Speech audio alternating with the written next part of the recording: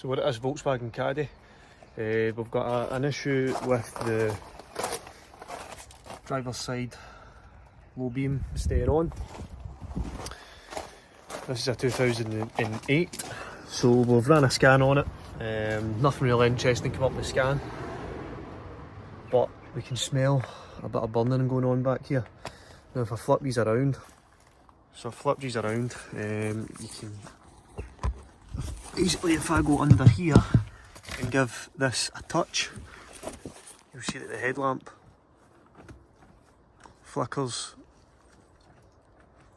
on and off. If I can get it to do it again, there we go. Off, on, off, on. So we're going to need to strip this out here and see what the deal is. You can definitely smell a burning coming through this area. So whether that's got to do with it or not, I don't know. So this is a big reveal. So the smell is definitely coming from the body control module, or the J519 module that's actually on the diagram. So literally all I need to do is pull this tab off. You can smell how badly it's burnt, but I've not actually seen it, so let's see if we can spot anything. Sometimes you can't spot much, but with this smell there's got to be something. So pull it off.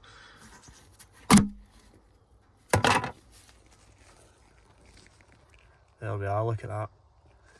That is a failed chip. So take a number for that. As it is the same one, I believe.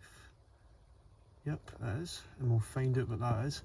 But that is failed, so we'll need a new body control module. And we'll need to program it in. Oh dear, that is not very good, is it? You see, it's not really an interesting sort of bunch of videos. It's actually been quite a boring day. Oh, but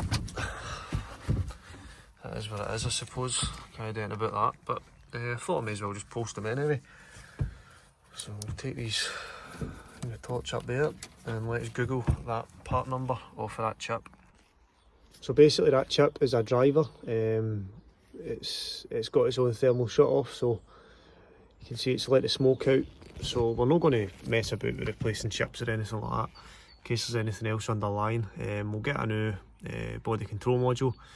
We'll program it in with the top down, or the Autofix, or Otis, whatever, or VCDS, whatever one you prefer to choose. I'll probably just choose the top down. Fairly simple process for that. But I'm going to advise the guy to keep the battery disconnected on this one, as it's obviously you're not wanting it to cause any other issues. Set it alight. But thanks for watching. See you next time. How we doing, guys? So we've attended this Hyundai 19 plate 1 litre. Customer took it to a garage. They've replaced the fuel pump, which just cost under £1,000. Unfortunately that didn't fix the issue. This is a crank no start it cut out on her in town. So basically it's had a fuel pump fitted, not fixed the issue, so they've shelled out for that, which is an absolute joke. So we've attended it, and we have got a blown fuse on a 15 amp ignition coil circuit, which also is controlled, which also is a consumer of the AC condenser down there. So this is how easy it is to test for a short to ground. We've got our bulb connected in series there. So we just plug into the fuse, it's got a short. You can see we've got a nice bright bulb, which indicates that we have definitely got a short to ground. So we've got the 3 easiest components to disconnect first. We'll disconnect number 3 cylinder, short to ground still there. Disconnect number 2, short to ground is still there. Disconnect number 1, short to ground is gone. So that is our fault. We have got a direct short to ground on ignition coil 1. Fairly simple fault. What we'll do, 100% confirm that, even though we know it's true, is just put the thermometer on it and we should see a heat sink there. As we've got the bulb connected, the short to ground will go through the bulb, which will allow some current flow. So you can see there we've got a massive heat sink which indicates that coil in there has failed. As again, thanks for watching. If you've got one of these Hyundai i10s which has got a similar issue, make sure you check that first. Cheers. Just sitting in the back of the van now and waiting on confirmation from the customer what to do with this one. So we've got an Astra K. We are experiencing the lights, tail light and brake light not working the way they should. So first time we've came across one of these cars that's had the issue with this, but it's pretty common apparently.